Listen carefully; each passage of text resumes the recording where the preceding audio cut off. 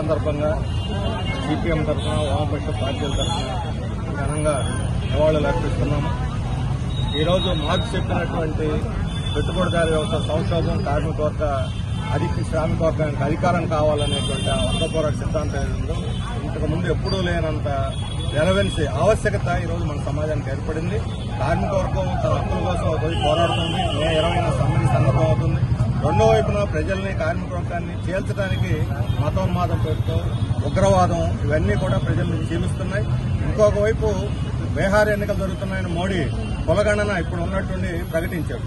ఏ కులగణన అయితే వ్యతిరేకించాడో మోడీ, ఈ కులగణనే దేశాన్ని విచ్ఛిన్నం చేస్తుంది, బలహీనం చేస్తుంది, అర్బన్ నక్సల్స్ తెచ్చి రుద్దుతున్నారు అని చెప్పని ఆ రోజు తిరస్కరించిన మోడీ తిరిగి ఆయనే బీహార్ ఎన్నికల కోసం కులగణన చేపట్టాయంటే ఈరోజు వాళ్ళ రాజకీయంగా ఎలా దివాళా ఎత్తారో బీజేపీ అర్థమవుతుంది.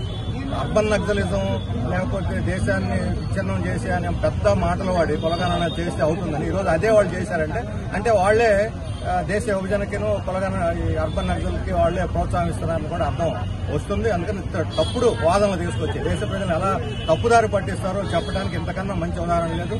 అర్బన్ నక్సలిజం అని లేదా కగార్ ఆపరేషన్ ఇవన్నీ కూడా ప్రజా ఉద్యమాన్ని అంచడానికి, ప్రజాస్వామ్య హక్కుల్ని దెబ్బతీసి నియంతృత్వాన్ని రుద్దడానికి తెచ్చినాయి. మైనింగ్ ఇలాంటి వాటి మీద కార్పొరేట్ ఆధిపత్యం కోసం చేస్తున్న సిద్ధాంతాలు తప్ప వీటిలో ఏ పసా లేదు. మోడీ వాదనలు ఏ పసా లేదు. అందువల్ల ఈ సంక్షోభంలో కార్మిక వర్గంతో ఐక్యమై పోరాడడానికి మార్క్స్ యొక్క స్ఫూర్తి మనందరికీ నింపాలని చెప్పి కోరుకుంటూ జోహార్ కార్ల్ మార్క్స్.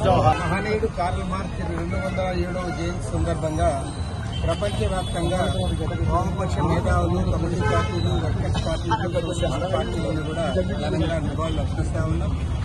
ప్రపంచ మానవాళి చరిత్రలో దోపిడీకి తావులేని ఒక సమాజాన్ని ఆయన ఆశించడమే కాకుండా దానికోసం కోట్లాది మంది ప్రజానీకానికి ఒక శక్తివంతమైన ఆయుధాన్ని ఇచ్చిన వ్యక్తి మహనీయుడు కార్ల్ మార్క్స్.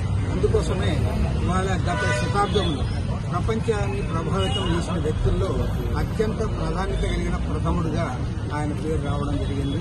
కాబట్టి అలాంటి మహనీయుడు సూచించిన మార్గంలో ఇవాళ భారతదేశంలోనే కాదు ప్రపంచవ్యాప్తంగా కష్టజీవుల రాజ్యాన్ని ఏర్పాటు చేయడానికి కమ్యూనిస్ట్ పార్టీలు కూడా ముందుకు సాగుతా ఉన్నాయి.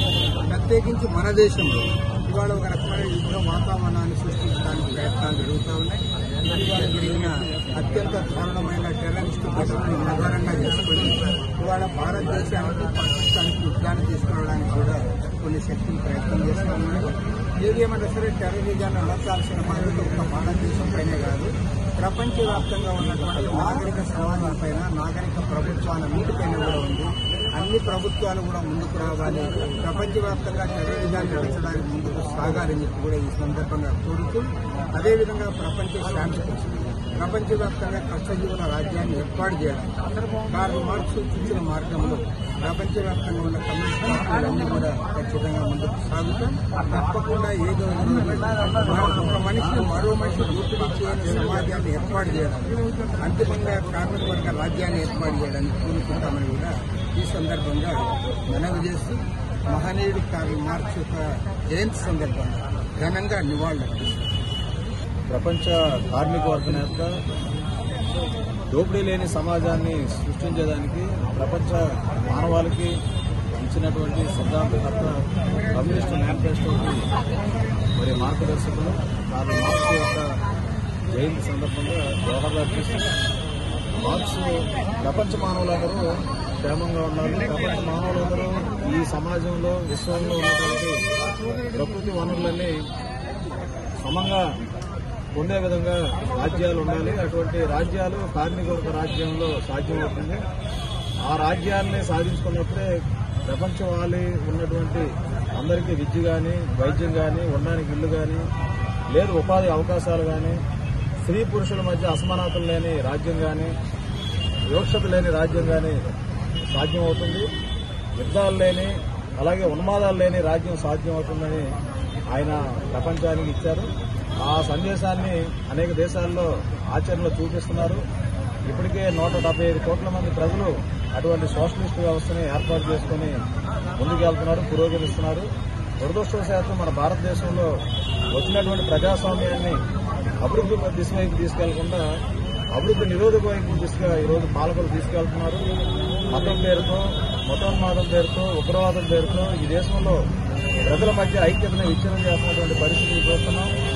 పగలుగా జరిగినటువంటి ఉగ్రవాదుల దాడుల్ని ప్రపంచవ్యాప్తంగా మానవులందరంగా మనం ఖండిస్తూనే ఈ ఉగ్రవాదుల్ని అణచివేసే చర్యలు, ఈ ఉగ్రవాదుల్ని ప్రోత్సహిస్తున్నటువంటి ముఖ్య కారకులను కూడా మనం పసిగట్టాలి, వారి పని పట్టాలి.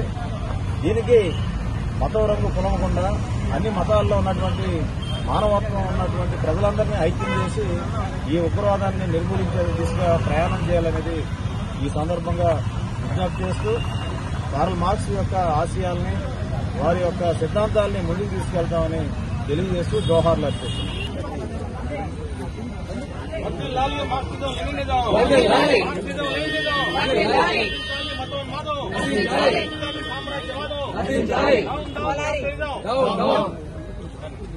ఇంక్విలాబ్